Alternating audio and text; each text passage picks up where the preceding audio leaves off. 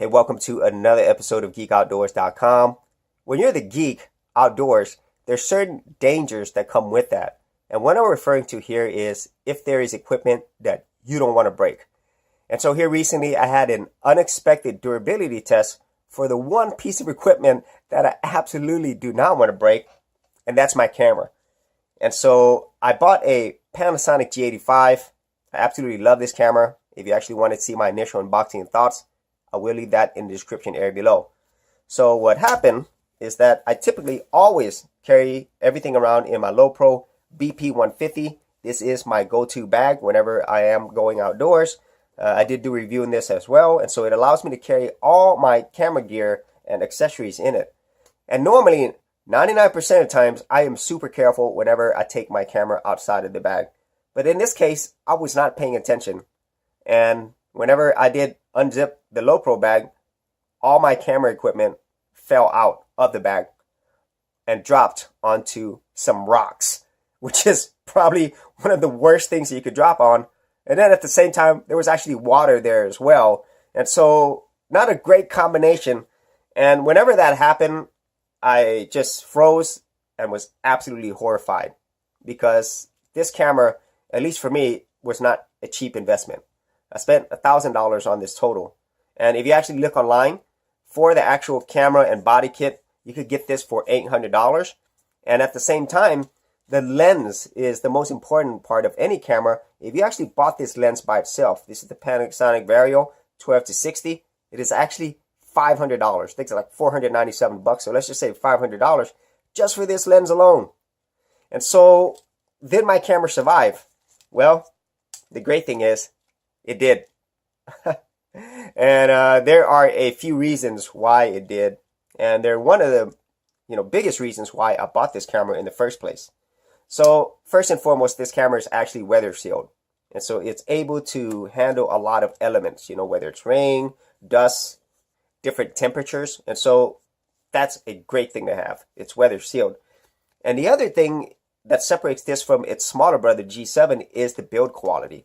The G7 is primarily made of high quality plastics, where this one is just heavier duty. If I remember correctly, there's also some magnesium alloy components as well. It's just a lot more solid. And this was the ultimate durability test when I dropped it on some sharp rocks and water. And so thankfully, nothing was damaged. As you can see, the camera actually works. That's the most important part. And I was really afraid that maybe the screen would be damaged. Nothing happened there.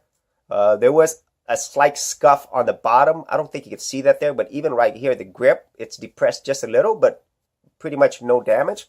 And then the most important thing is the actual lens. And this is where I was just freaking out. So the good thing is I always have my lens cap on whenever I put this in my bag. And then secondly, I leave my lens hood on as well.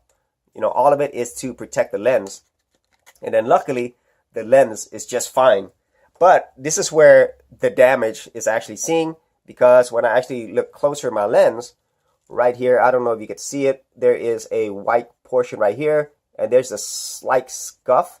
But the lens itself is perfectly fine. Everything works. So this is more cosmetic. And the camera itself, it's pretty much perfect. There's really nothing that's damaged or noticeable at all.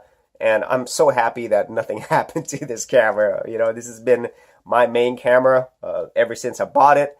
Before, I was using my trusty LG G5 phone, which is what I'm shooting with right now. So I'm really happy that this is as durable as Panasonic claimed it to be, and it's did its job. And it also reinforced the fact that I just need to be way more careful when I'm outdoors, especially when I have stuff that I don't want to break. And so that is my story of dropping my Panasonic G85 camera. I would not recommend that you do that, even though Panasonic does say it is durable. There's other ways to test it other than dropping your camera on some really jagged rocks. And so if you had any thoughts on anything we talked about today, or maybe you've had your own camera or equipment story, be sure to leave that in the comments area below. And as always, if you did get value out of these videos, share, like, and subscribe. Hey geeks, if you are a creative geek like me and you wanted to learn how to create content on YouTube and other places on the internet, then check out my Gold Content Creators Group, where you'll get access to 30 videos plus additional content for all the creative geeks out there. And the best part of it is, all of this is free. Simply head over to the link below, check out my page, and sign up for my Go Content Creators group.